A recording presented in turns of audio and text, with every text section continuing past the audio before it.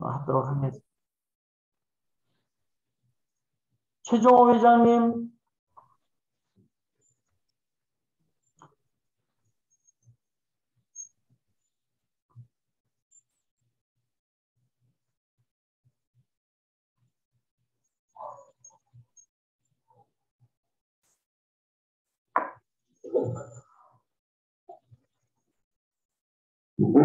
강희재 씨는 어느 분이신가요?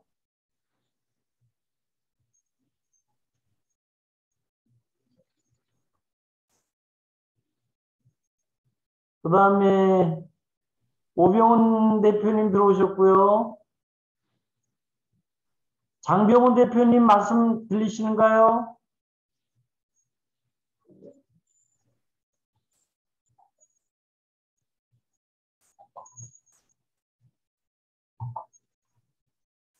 우리 한국전력정보 버추얼 플랜트 하시는 우리 장병훈 대표님 말씀 들리세요? 한 분 제가 우리 이용일 대표님 들어오셨습니다. 말씀 한번 해보세요. 예, 잘 들립니다. 안녕하세요. 이용일입니다. 또 자기 얼굴 좀 키워보세요. 잘생긴 분이. 제가 지금 어제 회사 워크숍을 하고 상태가 안 좋아가지고. 상태가 안 좋습니까? 예. 예. 오늘 그 현대제철이고 지금 해야 될 부분에 굉장히 좋은 그 프로그램이 돼서 술 많이 자셨는데도 들어오셨네. 예. 예. 여기까지 술 냄새가 폴폴 납니다, 지금.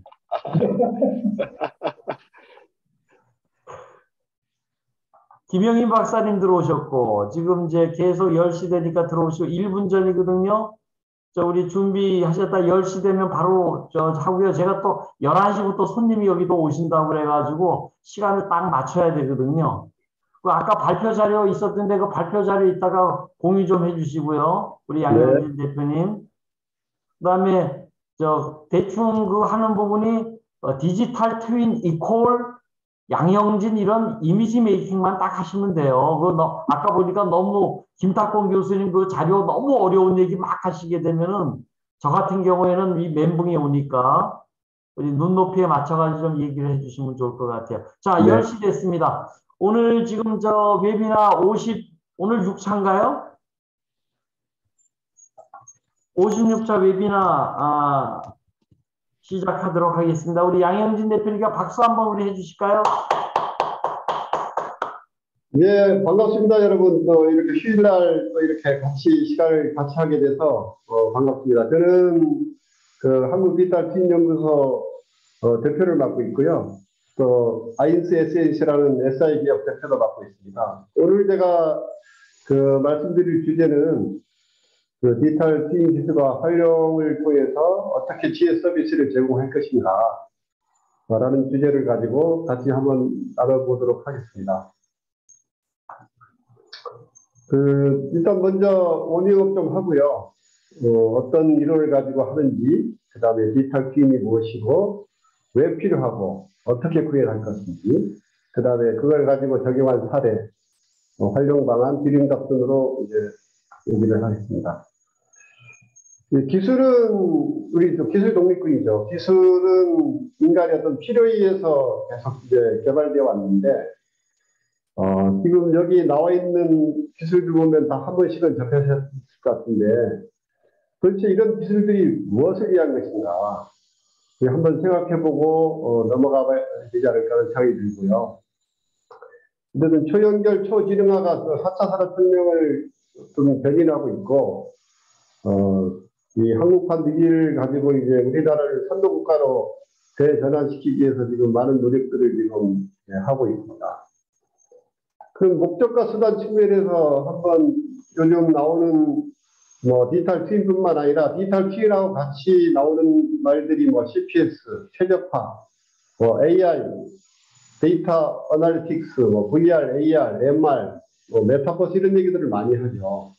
그럼 이런 기술들과 디지털 트윈 간에 어떤 관계가 있고 어떤 목적을 가지고 활용되고 있는지를 한번 먼저 생각해 보겠습니다. 크게 보면은 이제 현재 문제를 해결하는 목적으로 쓰이기도 하고요. 오락이나 관광이나 교육 등 어떤 체험 목적으로 그 두 가지로 이제 목적을 구분해 볼 수가 있는데 이 디지털 트윈을 가지고 다양한 시나리오를 입력해서 시뮬레이션을 하게 되면 이 시뮬레이션에 나온 데이터를 가지고 뭐 분석을 할 거냐, 예측을 할 거냐, 진단을 할 거냐, 가시화를 시킬 거냐 이런 것들은 주로 이제 AI와 데이터 분석 기술을 가지고 지금 활용되고 있고요. 이 시뮬레이션 결과를 가지고 가상 체험 환경이나 장비를 붙이면 이제 VR이 되는 거죠. 그리고 이제 이 분석 예측한 데이터를 가지고 그 중에 제일 좋은 거 찾는 거, 최적화죠. 그 최적화를 한 걸 가지고 실세계를 재현을 하면 사이버 피지컬 시스템이 이제 활용되게 됩니다. 그리고 이제 현실 세계에 뭐 QR 코드나 바코드를 뭐 붙이고 그걸 가지고 그 가상 세계에 있는 데이터를 증강하면 AR이 되는 거죠. 그 두 개를 합치면 MR이 되고 요즘 많이 쓰는 메타버스는 주로 이제 VR, AR, MR이 발전이 돼서 이제 메타버스란 총칭으로 지금 얘기가 되고 있는데 앞으로는 문제 해결 목적으로까지도 확대되지 않을까 뭐 이렇게 조심스럽게 예측은 해봅니다. 그럼 우리가 이제 이런 많은 시스템들을 추출해서 무엇을 알고자 하는 것인가? 이 어떤 객체나 뭐 도시나 공장이나 뭐 이런 뭐가 있다 그러면 이 각각의 어떤 목적을 가지고 이제 동작을 하게 되는데요. 그게 어떤 인풋이 들어가면 이런 인풋들이 다양한 인풋들이 들어오죠. 그리고 어떤 펑션을 통해서 동작을 해서 아웃풋이 나오는데 수학적으로 보면 왼쪽은 인풋 X, 이 본질은 펑션, 출력은 Y가 되겠죠. 그럼 우리가 알고자 하는 게 X냐, Y냐, 펑션이냐, 그 인풋이 들어갈 때 어떤 동작을 해서 어떤 아웃풋이 나올 건지를 알려고 하는 것이냐. 그리고 이 X와 Y를 인풋과 아웃풋 데이터를 줬을 때 우리가 펑션의 본질을 알려고 하는 것이냐. 그 다음에 어떤 출력을 이런 아웃풋을 내고 싶은데 어떤 인풋을 넣어야 될 것이냐. 크게 보면 우리가 알고자 하는 것들은 다 이 범주 안에 들어온다고 볼 수가 있습니다. 제가 왜 이 말씀을 드리냐 하면 뒤에 가서 조금 더 설명을 드리겠습니다. 이 겉으로 인풋과 아웃풋과 이 껍데기 이것은 보통 우리가 현상으로 관찰이 가능하고 다 데이터화가 됩니다. 근데 이 본질은 데이터화하기 어렵죠. 그래서 우리가 이런 문제들을 풀 때는 이 본질이 굉장히 중요하다는 말씀을 드리면서 다음 장으로 넘어가겠습니다. 우리가 누구나 이제 성공하고 싶어 하는데 이런 다양한 동작을 통해서 어떤 결정을 하고 행동을 해서 이제 어떤 성공이라는 걸 이루는 건데요. 성공이라는 것은 목적하는 바를 이루는 겁니다. 목적이 무엇인지가 굉장히 중요한 겁니다. 그래서 오늘도 계속 목적이라는 제가 키워드를 많이 쓸 텐데요. 항상 목적이 중요하다. 그래서 인풋이 들어와서 어떤 동작을 해서 결정을 하고 행동을 하고 성공을 하게 되는데, 이 모든 것이 이제 보면 이 안에 결정에 따라서 모든 것이 달라지는 거죠. 현재의 상태는 과거의 어떤 이 결정과 행동에 따라서 나타나는 것이고, 미래의 어떤 성공은 현재의 어떤 결정과 행동에 따라서 이제 결정이 되는 건데, 이 성공의 반대는 이제 실패가 아니라 그래서 포기라는 것을 제가 말씀드리겠습니다. 그리고 이제 이 목적과 수단 계속 말씀드렸는데 우리가 어떤 일을 할 때 항상 어떻게 할 건가를 먼저 생각합니다. 대부분. 근데 이 WTH 프레임은 우리 정 회장님도 항상 말씀하셨지만 또 6하원칙 말씀드렸는데 저는 W2H 프레임을 주로 쓰는데요. 왜 해야 되냐, 무엇을 할 거냐, 그게 정의되지 않고는 어떻게 라는 것을 논의하는 게 의미가 없다는 거죠. 그래서 항상 Y를 먼저 생각해야 된다. W2는 문제를 정의하는 것이고 How는 문제를 푸는 것입니다. 문제 정의하지 않고는 문제를 풀 수가 없게 되겠죠. 그럼 본격적으로 이제 디지털 트윈에 대해서 제가 말씀드리는데, 이제 디지털 트윈은 저희 CTO를 맡고 계신 현재 김탁봉 교수님이 한 40년간 축적된 어떤 연구 결과와 어떤 이론서, 이런 것들을 기반으로 지금 하고 있고요. 이 최근에 이제 디지털 트윈 온라인 강좌를 다 녹화를 했습니다. 이제 곧 오픈을 시킬 건데, 오픈되면 내일 이렇게 여러분들께 제가 공유를 하도록 하겠습니다. 디지털 트윈의 대상이 되는 것은 시스템이죠. 시스템은 뭐 여러분들 뭐 다 알고 있으니까 넘어가고요. 이 시스템들이, 여러 시스템들이 모여가지고 시스템즈가 되죠, 대부분. 그러면 이제 시스템이 도대체 어떻게 구성되냐를 좀 먼저 이제 식별을 해보면 3P라 그럽니다. 사람이 만든 프로덕트, 그 다음에 그 프로덕트를 운영하거나 관리하거나 의사결정하는 사람, 그 다음에 그 프로덕트를 운영하는 기술, 서비스, 프로세스죠. 이 모든 시스템들은 요 3P로 구성이 됩니다. 요걸 머릿속에 두고 우리가 시스템을 해석하면 굉장히 쉬워집니다. 그래서 이제 디지털 트윈도 이 각각의 이제 가상화시키는 거죠. 디지털화. 그러면 제품은, 프로덕트는 제품 모델, 사람은 사람 모델, 프로세스 모델이 되고, 이게 결국 각각의 디지털 트윈이 되는 거라고 보고, 이것들을 이제 주로 이제 세 가지를 잘 조합을 해서 우리 목적에 따라서 이제 활용하면 됩니다. 어떤 제품의 문제를 해결하겠다 그러면 제품 디지털 트윈을 만들면 되고, 사람의 문제를 해결하겠다면 사람에 대한 디지털 트윈. 이것들이 이제 여러 가지 조합이 되는 경우가 되게 많겠죠.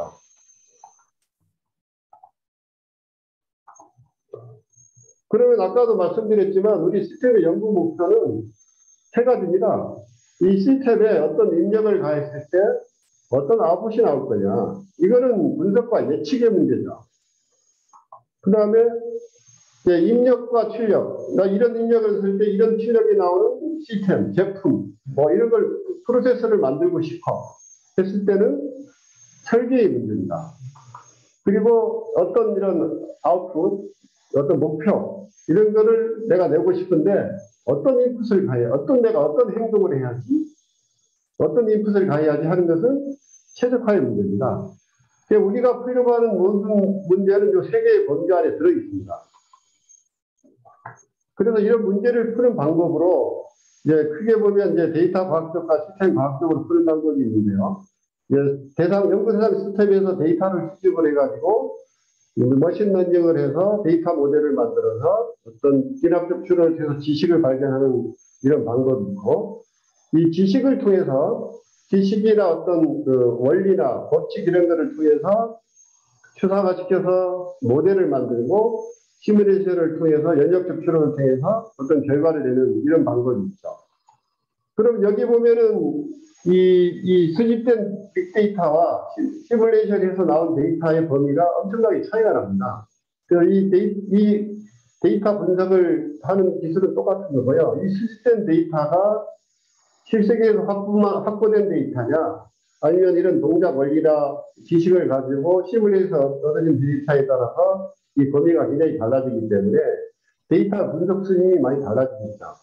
그래서 이쪽의 동작 원리나 지식을 모르고 입출력 데이터만 가지고 이제 이 문제를 푼다 그래서 블랙박스적 접근법이라 그러고요. 아래는 어떤 동작 원리, 지식을 가지고 하기 때문에 화이트박스 접근법이라고 이제 얘기를 합니다. 우리는 이 두 가지를 항상 같이 활용해서 문제를 풀고 있습니다. 디지털 트윈은 아직 학술적인 용어가 좀 표준화가 안 돼 있는데요. 이제 다양한 사람들마다 다양한 관점에서 보기 때문에 이게 어떤 사람은 시뮬레이션이다, 어떤 사람은 리플리카다, 어떤 사람은 카피다. 그리고 대상도 프로덕트다, 시스템이다, 디바이스다, 여러 가지 대상들이 있겠죠. 그래서 디지털 트윈은 어떻게 표현할 것이냐, 대상은 무엇이냐가 이제 중요하게 되겠습니다. 이게 지금 시스템에서 김상훈 교수님이 이제 발표했던 내용이 있는데요. 혹시 더 자세하게 더 알고 싶으시면 이 강의를 한 번 더 들어보시면 도움이 될 것 같습니다. 그럼 디지털 트윈은 도대체 뭐고 왜 쓰냐? 디지털 트윈은 아까 말씀드렸듯이 실제 시스템을 똑같이 이제 이제 디지털화해서 복사를 시키는 건데요. 이 실생에서 확보된 데이터와 시뮬레이션에서 디지털 트윈에서 시뮬레이션 데이터를 가지고 이거를 가지고 실제로 실체계에서 할 수 없는 다양한 실험을 통해서 미래를 분석하거나 예측하거나 최적화할 목적으로 디지털 트윈을 이제 만드는 겁니다. 그래서 디지털 트윈은 그러면 이제 대상 물체의 어떤 구체의 구성 요소라든지 동작 특성을 표현하는 살아있는 디지털 시뮬레이션 모델이라고 이제 정의를 할 수가 있고요. 이런 것들이 모든 객체나 시스템들이 설계에서 구현해서 저쪽 운영 유지까지 해서 결국 폐기가 되는데 라이프 사이클에 동기화돼서 항상 그 일관성과 독립성을 유지하는 게 핵심입니다. 모든 객체나 시스템들은 변하죠. 시간의 흐름에 따라 변하거나 어떤 고장이 나거나 해서 변하는데 실체계와 동작 특성이 똑같지 않은 디지털 트윈은 의미가 없게 되겠죠. 차라리 없는 것만 못합니다.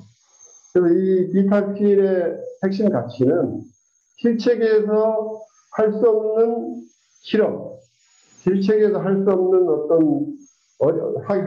어떤 비용이나 시간이나 공간이나 안전 문제 때문에 해볼 수 없는 그런 실험을 할 수 있게 함으로써 우리 사람들이 이렇게 했을 때 어떻게 되지, 저렇게 했을 때 어떻게 되지 했던 질문에 답을 할 수 있는 게 디지털 트윈의 핵심 가치라고 볼 수가 있습니다. 근데 디지털 트윈은 똑같이 만드는 게 사실 거의 불가능합니다. 그래서 목적에 따라서 이게 만들어져야 되고요. 목적에 따라서 이 모델도 달라지고 거기에 활용되는 데이터도 달라집니다. 속도를 빠르게 하는 컴퓨터를 만들고 싶다. 온도 특성에 견고한 컴퓨터를 만들고 싶다. 어떤 목적에 따라서 모델도 달라지고 데이터도 달라지게 됩니다. 그러면 이제 디지털 트윈을 가지고 이제 뭐를 할 것이냐. 그게 어떻게 보면 운영 기술인데요. 디지털 트윈을 만드는 기술이 있고, 이건 ICT 기술입니다. 이걸 가지고 실질적으로 다양한 문제를 해결하는 거, 아까 분석을 하거나 진단을 하거나 예측하거나 추적하는 그런 문제를 제시하는 기술이 있는 거죠. 그래서 이제 실제 시스템에다가 이제 디지털 트윈이라는 것이 하나가 더 컴포넌트가 하나 추가돼서 시스템이 되는데 이걸 우리가 이제 스마트 시스템이라고 이제 얘기를 합니다. 그래서 이제 실제 시스템에서 제공되는 서비스, 그 다음에 이 스마트 시스템이 되면 이 서비스가 추가가 되겠죠. 그래서 뭔가 개선된 운영 서비스가 나와야 되는데, 그럼 이게 서비스가 도대체 뭐냐? 기능적 측면에서 보면 못 풀던 문제를 풀 수 있느냐? 새로운 서비스를 창출하거나 수준을 향상시키는 문제죠. 그리고 효율성, 성능 측면에서 문제의 답의 정확도를 높일 수 있느냐. 서비스의 품질을 향상하는 그런 서비스가 제공될 수 있느냐가 디지털 트윈의 핵심이 되겠습니다. 그래서 이제 이 디지털 트윈은 구축이 목적이 아니라 디지털 트윈을 수단과 도구로 활용해서 우리 실세계를 스마트화 시키는 것이 최종 목적이라는 것을 말씀드리고, 이 스마트 시스템에 대한 정의를 해놓은 데가 있습니다. 미국 과학자들에서 4대 기능을 이제 했는데요. 자동 감지, 자동 진단, 자동 교정, 자동 제어. 이게 기능 측면이고요. 이제 성능 측면에서 최적화가 돼야 되겠죠. 자원과 에너지 사용량을 최소화시킨다든지, 시간 공유량 최소화시킨다든지, 생산량 통과율 선정률을 높인다든지, 이런 성능까지가 서로 돼야 이걸 우리가 스마트 시스템이라고 이제 부를 수가 있습니다. 디지털 트윈은 어떤 스마트화의 어떤 도구이고요. 이거는 이제 활용 분야는 분석이나 예측이나 최적화하는 모든 시스템의 모든 분야에 활용될 수 있습니다. 산업, 공공, 의료, 재난, 국방 어디든지 쓸 수가 있습니다. 그러면 이제 디지털 트윈을 이제 어떻게 구현할지에 대해서 이제 살펴보기를 하겠습니다. 그러면 먼저 구성 요소를 보면 실제 체계에서 이제 복사를 해야 되는데요. 디지털화 시켜야 되는데 데이터를 복사해야 되고요. 그 다음에 형상을 복사해야 됩니다. 그리고 기능을 복사해야 됩니다. 요즘 3D 똑같이 만드는 걸 디지털 트윈이라고 많이 얘기들 하는 분들이 많은데, 틀렸다고 볼 수는 없지만, 그것만 가지고는 디지털 트윈의 어떤 의미가 설치될까 하는 그런 문제를 제기가 되고요. 이 형상은 크게 보면 GIS, 건물 쪽에, 건물 단위의 빔, 그 다음에 제품 단위의 CAD 정보들이 서로 이제 구현이 되고, 3D냐 2D냐 이런 것들은 그 목적에 따라서 그 디테일이 달라지겠죠. 그리고 이 행위 모델을 만드는 것도 크게 보면 시뮬레이션 모델, 데이터 모델로 만드는 방법이 있고, 저희가 지금 구하는 두 가지 그 기술을 용합해서 만드는 모델링 방법이 있습니다. 그러면 이 디지털 트윈의 예는 우리가 제일 많이 쓰는 것들은 우리 내비입니다, 내비. 내비 보면은 실체계 데이터 가져오죠. 그 다음에 실체계 GIS 가져오죠. 거기에 이제 우리가 최적 경로라든지 도착 예정 시간 같은 것들을 알려주는 시뮬레이션 모델이 있죠. 여러분이 이제 생각해 보십시오. 이제 GPS에 최적 경로를 안내를 안 해주거나, 도착 예측 시간을 알려주는 그런 내비를 쓰시겠습니까? 그거를 생각해 보면, 디지털 트윈이 어떻게 구성돼야 되는지 이해가 되실 겁니다. 어떤 재난 대피 목적으로 디지털 트윈을 만든다 그러면, 빔이 들어가야 되고, 화재 관련된 데이터가 들어가야 되고, 재난 대피 시뮬레이션 모델이 들어가야 됩니다. 스마트 시티는 점점 이제 복잡해집니다. 하나의 예를 들어보면, 이 재난 발생했을 때 피해가 어떻게 될지 예측을 하고, 분석을 하고, 어떻게 하면 피해를 최소화시킬 건지, 이런 화재 데이터라든지, 빔이라든지, 재난 대피 사건 모델을 가지고, 이런 식으로 이제 만들었던 사례가 있습니다. 어떤, 재난은, 감지를 하는 것도 중요하지만, 감지는 어떤 IoT 가지고 하는 것이고요.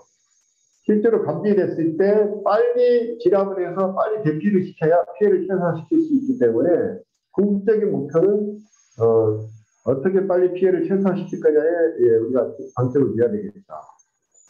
요거는 이제 미세먼지 예측하고 전파하는 디지털 트윈을 만들었던 건데요. 어떤 건물을 짓기 전과 건물 후에 이거를 이제 해봄으로써 어떤 건물 배치나 이런 것들을 어떻게 해야 될지 이런 것들을 할 목적으로 이제 만들었던 사례입니다. 아까 이제 세계가 이제 복사가 돼야 된다 그러는데요. 데이터 복제라든지 형상 복제는 좀 보편적인 기술이고, 제일 어려운 게 이제 이쪽 객체들의 행위 모델을 이제 만드는 것이 제일 어렵습니다. 이걸 만드는 방법이 두 가지가 있는데, 실제 데이터를 가지고 요즘 많이 하는 AI, 기계학습을 통해서 데이터 모델로 만드는 방법이 있고, 실세계의 어떤 도메인 지식을 가지고 시뮬레이션 모델을 만드는 방법이 있습니다. 왼쪽은 아까 인풋과 아웃풋, 이 데이터를 기억을 해서 지도학습 방법으로 주로 쓰는 것이죠. 오른쪽은 이제 이 문제를 푸는 원리, 공식을 제공해서 만드는 방법이고요. 크게 보면 시간의 흐름에 따라서 어떻게 될 것인지, 자연현상과 어떤 장미 등의 물리공학 수준 레벨의 이제 모델이죠.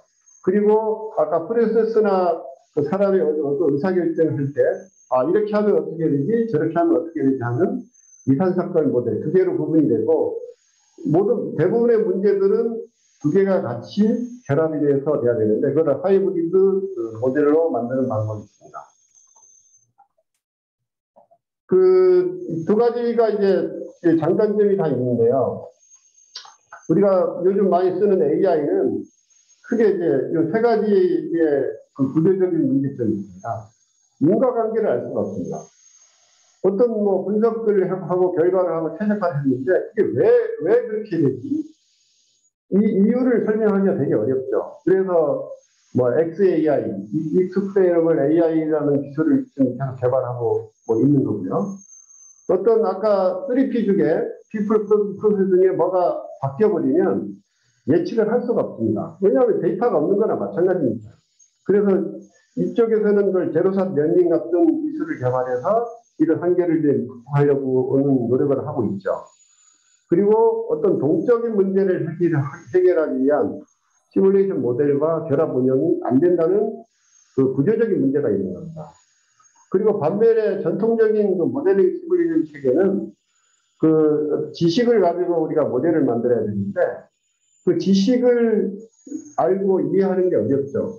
그리고 그거를 컴퓨터가 알아먹도록 모델링 하는 것도 쉽지 않습니다. 그리고 그거에 대한 시뮬레이션 결과를 가지고 한 거에 대한 어떤 신뢰도 항상 검증이 돼야 되는 그런 구조적인 문제가 있는데 저희는 이거를 각각의 장점을 가지고 상호 보완력을 융합해서 이런 한계를 극복한 게 바스 모델입니다. 빅데이터 AI 시뮬레이션 모델입니다. 그리고 여기다가 ICT를 붙이면 이 설계, 운영, 유지보수 등 전 수명직에 걸쳐서 검증, 분석, 최적화 내지들이 아주 현실성 있고 신뢰성 있고 창의적으로 해결할 수 있다는 기대 효과가 있습니다. 아까 뭐 인과관계가 해결 안 된다는 문제는 뭐 간단하게 설명드리는 이겁니다. 이제 출동 통계청이 생긴 일에 이제 소방차 출동한 데이터와 화재 피해 데이터를 이제 그 뭐 비학습을 시키니까 당연히 비례하겠죠. 그런데 이 표만 보면 화재 피해를 줄이려면 출동 소방차 수리를 줄이면 화재 피해가 줄어듭니다. 그럼 화재 피해를 줄이려면 소방차를 출동하지 마라. 이러면 되겠습니까? 어려운 일이죠. 이건 아닌 거죠. 그래서 이런 데이터 모델을 가지고는 현상 분석을 하는 데는 굉장히 유용하지만 대안을 제시하는 그 인과관계가 필요한 문제 해결에는 쓰면 안 된다는 겁니다. 그 다음에 이제 모델의 동작 권위도 실세계에서 우리가 뭐 데이터를 이제 확보해서 해결하는 거랑 이런 모델을 만들어서 해결하는 것은 데이터 범위가 엄청나게 차이가 납니다. 그림에서 보시면 나왔습니다. 실제로 그 데이터도 보면 정상적인 데이터는 많지만 이상상이나 문제가 있는 데이터는 별로 확보하기 어렵습니다. 그게 이제 데이터 모델의 이제 한계점이죠. 그리고 이제 이 서비스 수준도 보면 자, 이 모델이 없을 때는 정보 서비스 수준입니다. 현상 인식을 현재 어떻게 됐구나 하는 것을 알 수 있고요. 그 다음에 이제 데이터 모델을 쓰면 똑같은 조건에 현재하고 똑같은 조건에서 계속 갔을 때 어떻게 될 건지 예측이 가능하죠. 그런데 이제 뭐 현상자하고 똑같은 조건이 미래에 발생할 수 있는 가능성은 없죠. 뭔가 변하죠. 그래서 그런 변화에 어떻게 될 건지 예측까지 하는 것이 시뮬레이션 모델이고요.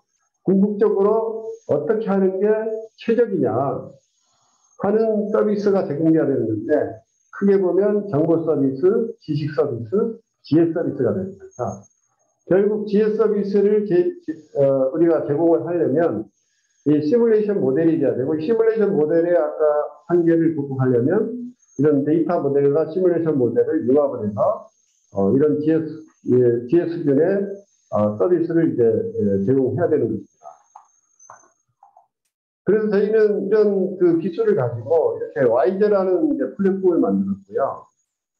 그게 보면 다양한 분야의 이제 어떤 목적에 따라서 필요한 데이터를 수집하고 필요한 모델을 만들고 그를 이제 이 시뮬레이션을 해서 그 결과를 가지고 가시화시켜주거나 분석 예측하거나 진단하거나 최적화해주는 도구하고 연결을 시켜서 이 지혜 서비스를 이제 제공하는 이제 플랫폼입니다. 여기서의 핵심은 이제 모델을 만들면 시뮬레이션은 자동으로 해주고요. 그 다음에 이제 이 모델이 계속 변하기 때문에 그거를 학습해 줄 수 있는 그런 학습 모듈이 이제 있다는 게 핵심 기술이 되겠습니다. 그래서 저희는 이걸 가지고 뭐 엔진만 팔기도 하고 플랫폼으로 팔기도 하고 플랫폼 기반으로 뭐 이 확장 도구들 최적화라든지 병력 실행이라든지 최적화 도구도 같이 해서 팔기도 하고 그 서비스도 같이 개발해 줍니다. 근데 저희는 뭐 인원도 제한되어 있기 때문에 이 앞단에 이 플랫폼하고 확장팩까지 제공해주고 나머지는 지금 각 분야별의 전문기업들, 전문기관이나 전문기업들하고 협업을 해서 문제를 풀고 있습니다. 그 적용 사례를 좀 먼저 살펴보겠습니다.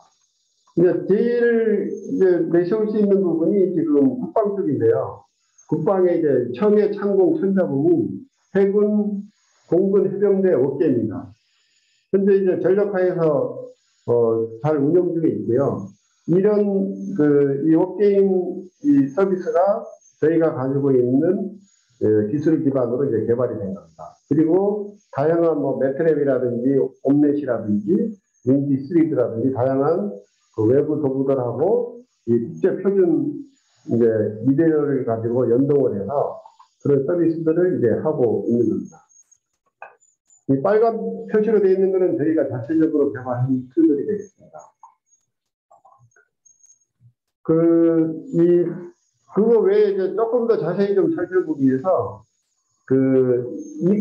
이 적의 잠수함이 어뢰를 공격을 해서 아군 수상함을 공격을 했을 때 그럼 아군 수상함이 어떻게 이걸 피하고 피해를 최소화시킬 거냐의 문제를 이제 풀어준 사례인데요.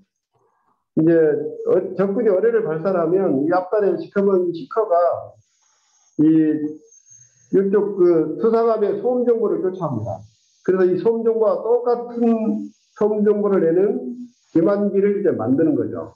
기만기를 만들고 이 탐색을 해서 어떤 타이밍에 어떤 방향으로 이걸 뿌리고 어떤 방향으로 회피를 해야 피해를 최소화시킬 거냐의 문제죠. 그래서 저희가 했던 거는 이 기만기들을 어떻게 만들 거냐, 그리고 이 탐색했을 때 어떤 방향으로 어떻게 뿌리고 회피를 할 거냐. 어떻게 보면 요즘 이게 운영 전술입니다. 우리가 FM대로 하라 그러지 않습니까? 그 FM을 만들어주는 겁니다. 우리가 과거에는 다 미국 걸 갖다가 썼는데 이제는 우리가 자체적으로 그런 그 교본도 만들고 이런 식으로 많이 하긴 합니다. 그럼 이것이 어떻게 구현됐느냐? 크게 보면 이제 어뢰 부분을 세 개로 쪼갭니다. 이 센서부, 제어부, 추진부를 쪼개서 각각의 모델을 만들고 수상함도 세 개 부분으로 쪼개서 만들고 또 기반기도 따로 만들고요. 그리고 이거에 대한 다양한 시나리오를 줄 수 있는 시나리오 입력, 또 결과에 대해서 우리가 측정할 수, 베리데이트 할 수 있는 통계 측정기를 만들어서 이거를 이렇게 연동을 시키는 겁니다. 이 HLRK는 ITF 유도기준으로 국제 표준되어 있고요. 미 국방 표준으로 씁니다.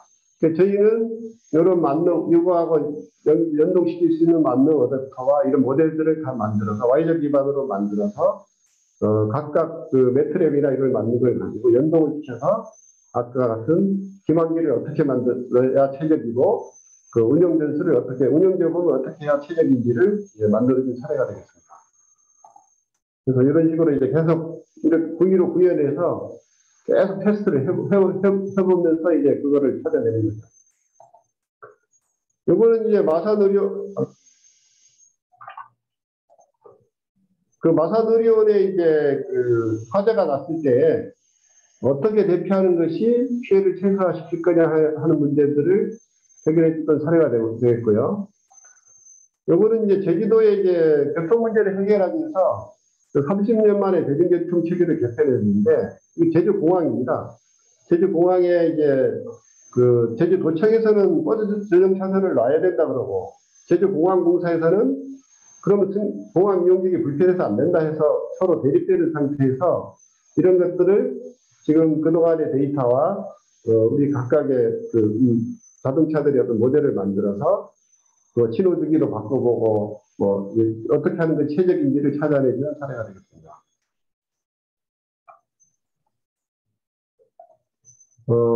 요거는 이제 KT에서 의뢰를 받아서 한 건데요. 이제 여의도 이거는 이제 신호제를 어떻게 해야 교통흐름을 최적화시킬 거냐의 문제죠. 이 8개의 교차로 가지고 테스트를 했는데 이게 교차로가 많아지면 많아질수록 굉장히 복잡한 문제가 되겠죠.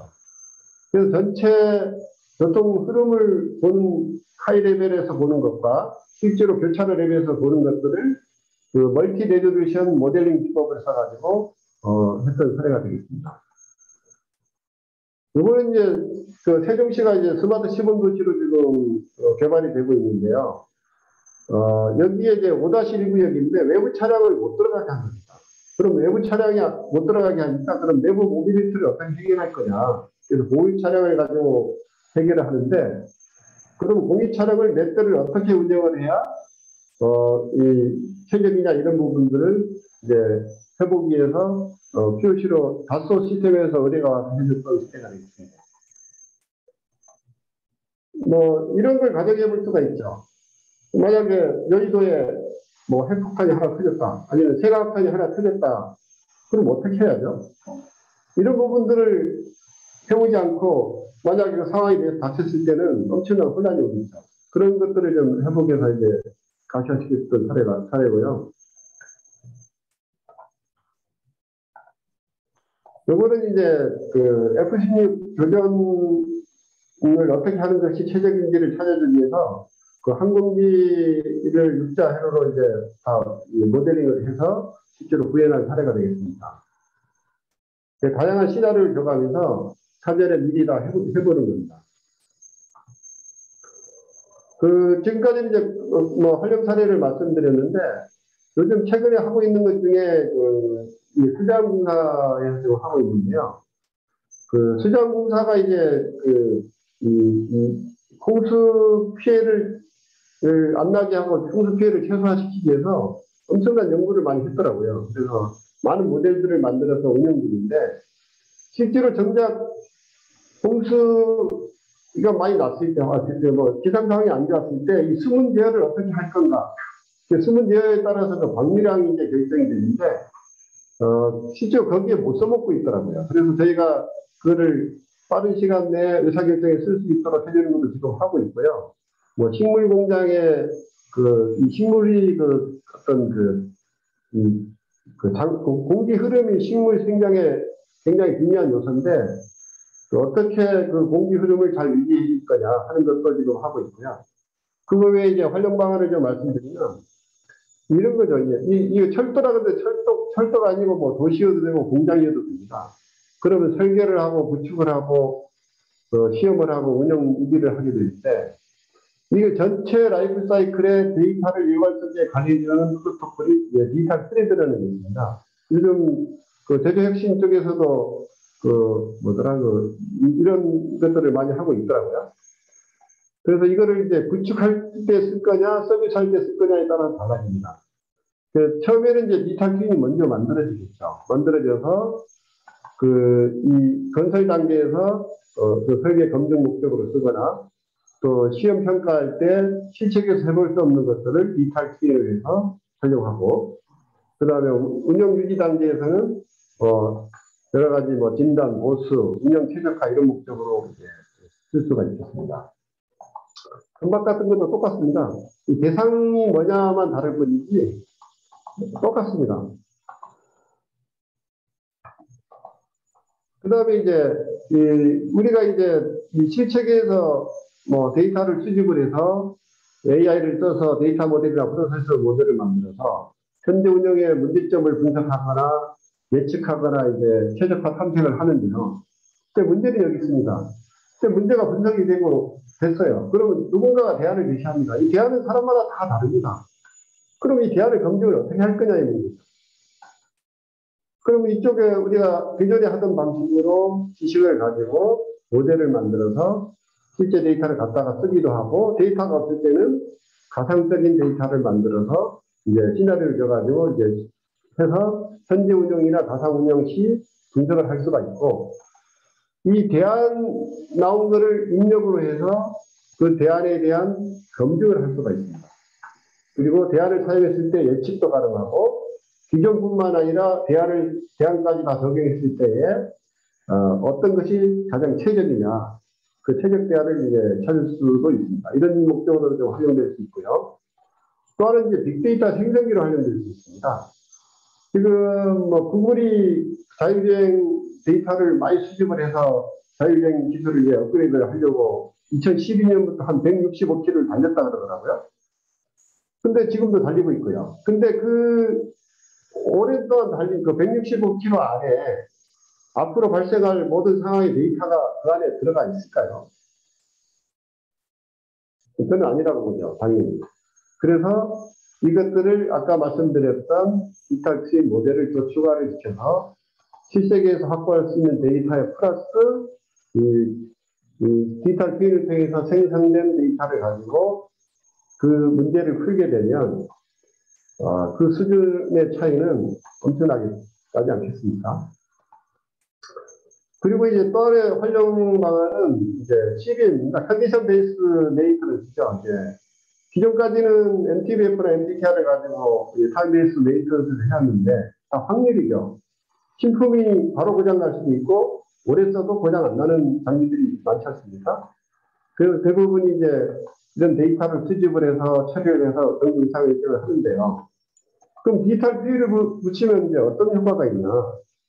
우리 실체계에서는 뭐 고장을 내볼 수가 없기 때문에 실체계에서 고장 낼 수 없는 고장 시뮬레이션을 시켜서 그거를 가지고 데이터 딕셔너리를 만드는 거죠. 고장 원인의 결과에 대한 데이터 사전을 만들면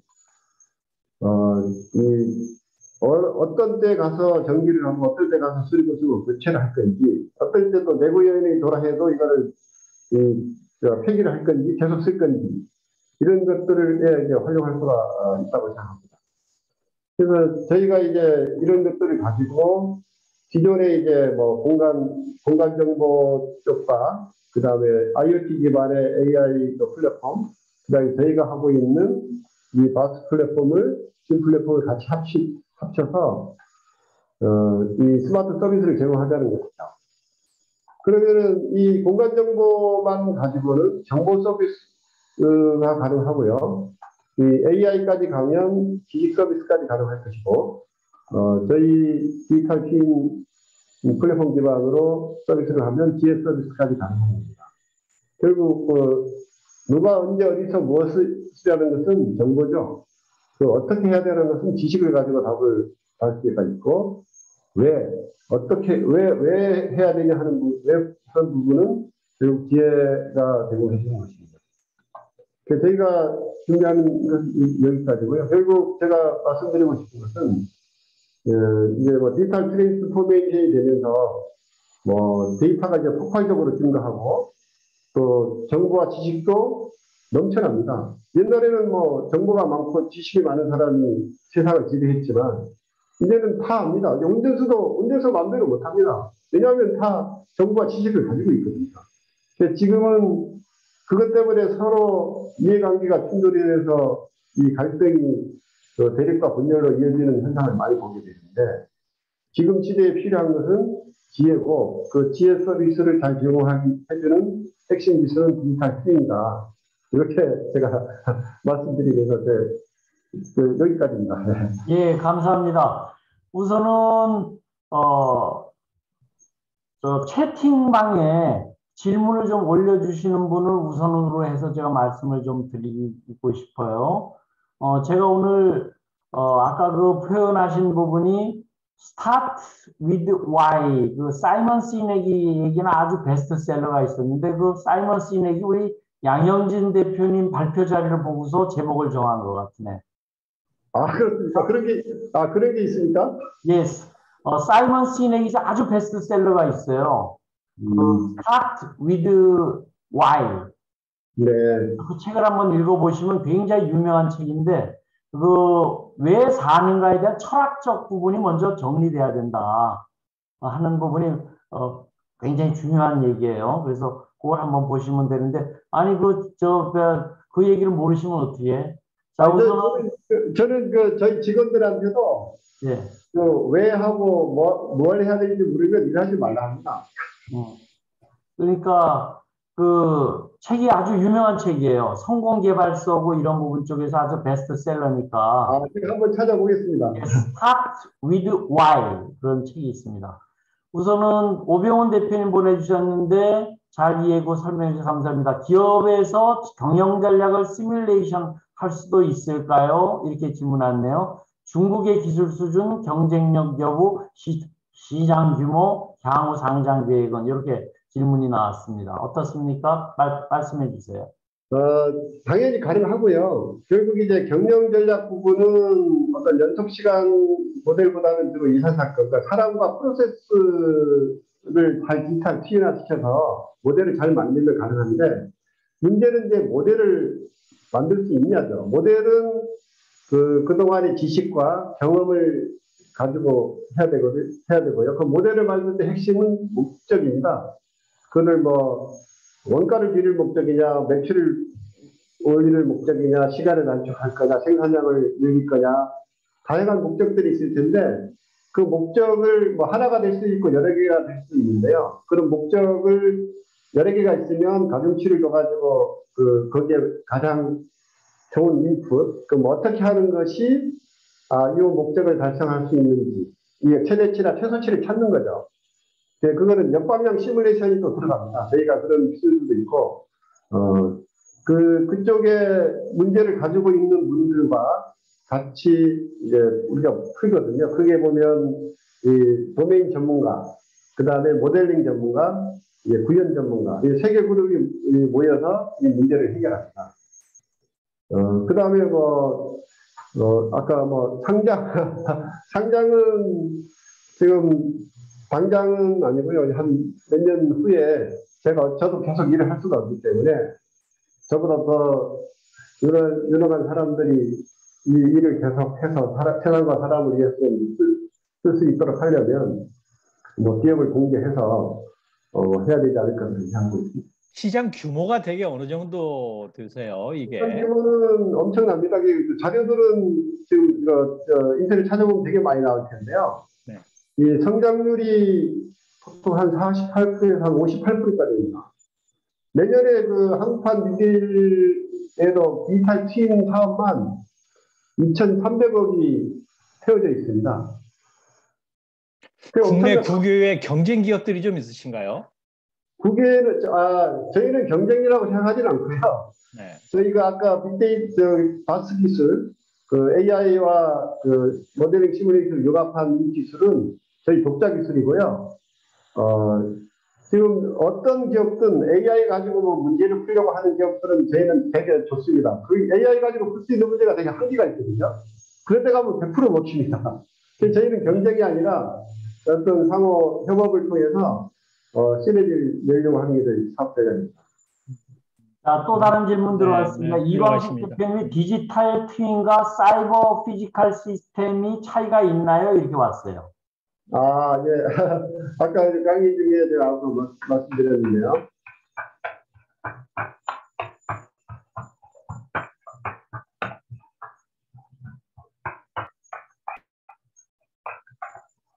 이거 앞으로 빨리 가는 방법이 없나?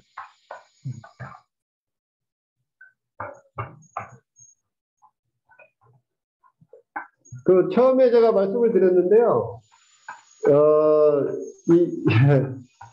보통 이제 디지털 트윈을 CPS다 그런 사람이 있습니다. 전혀 틀렸다고 볼 수는 없지만 명백히 구분이 됩니다. 이렇죠.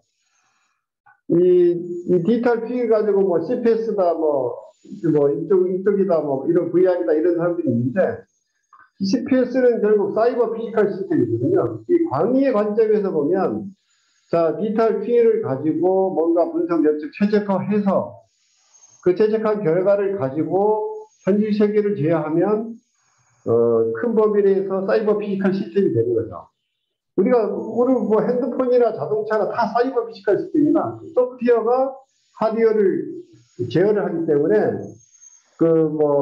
소규모 단위 CPS도 있고 큰 단위로 보면 이런 식으로 이제 해석이 될 수가 있습니다.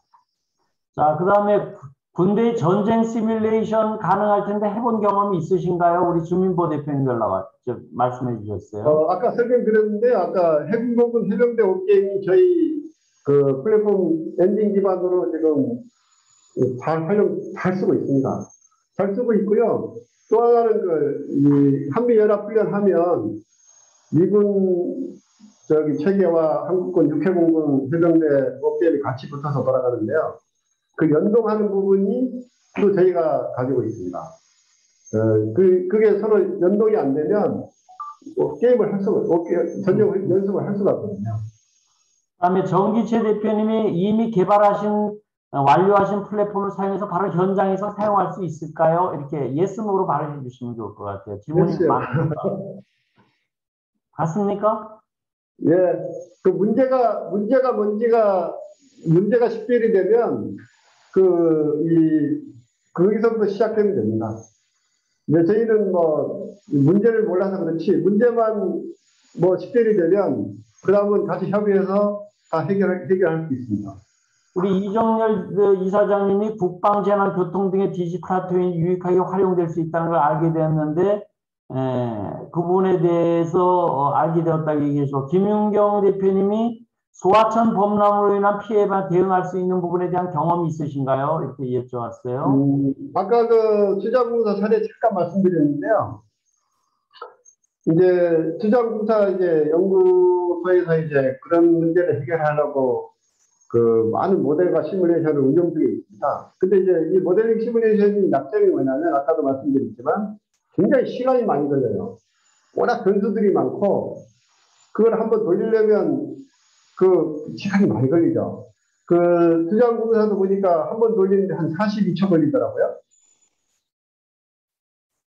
예, 그런데 이게 비는 오고 빨리 수문을 어떻게 해야 할지 결정을 해야 되지 않습니까? 이런 문제 저희가 지금 하고 있고요.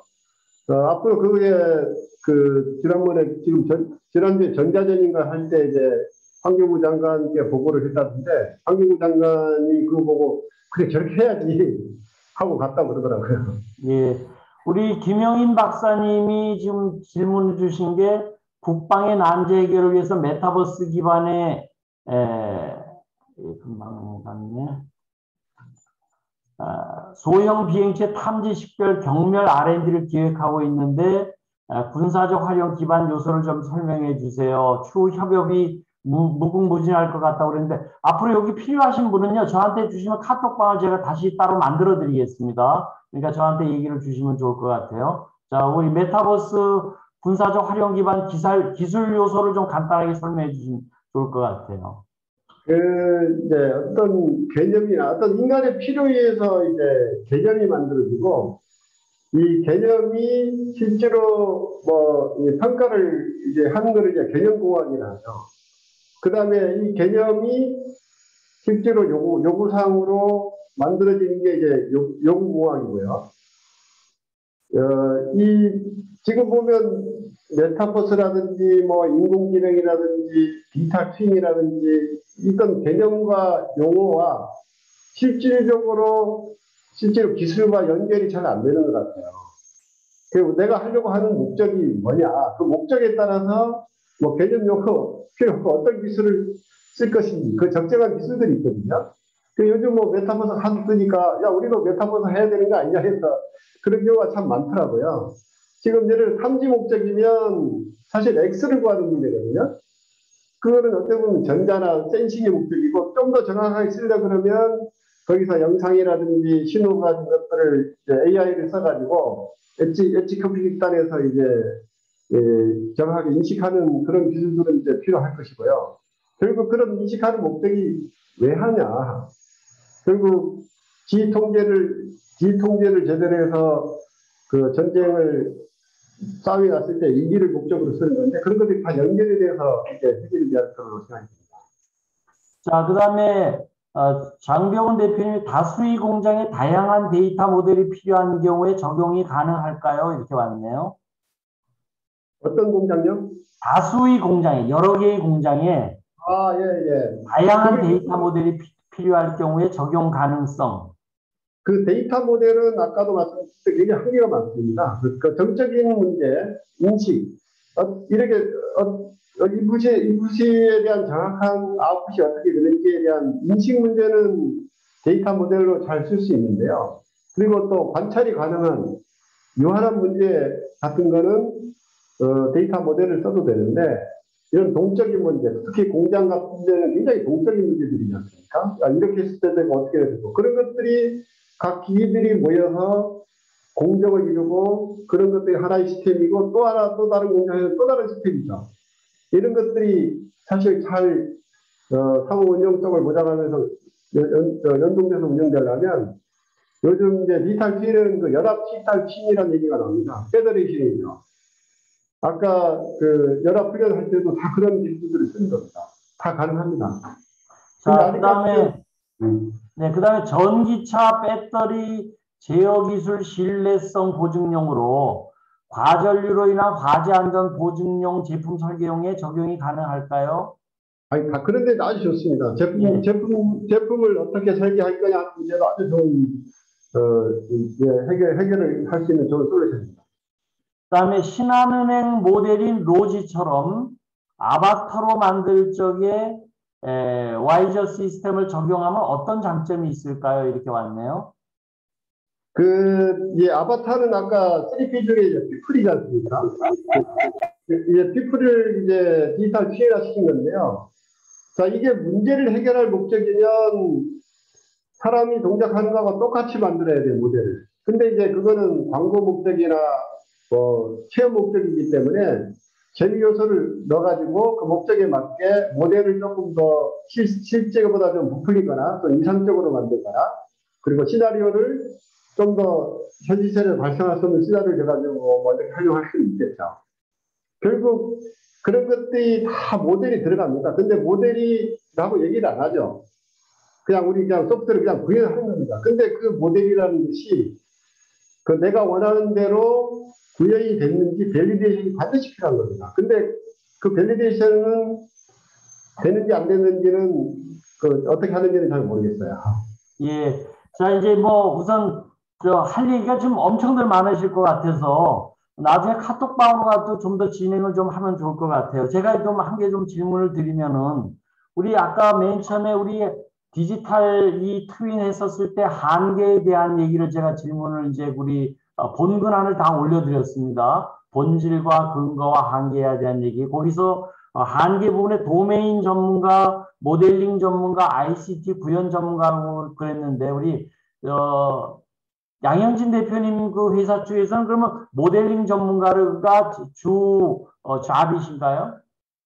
모델링하고 구현 다 두 개 하고요. 예. 도메인 전문이 없는 겁니다. 아, 도메인 전문이 없죠?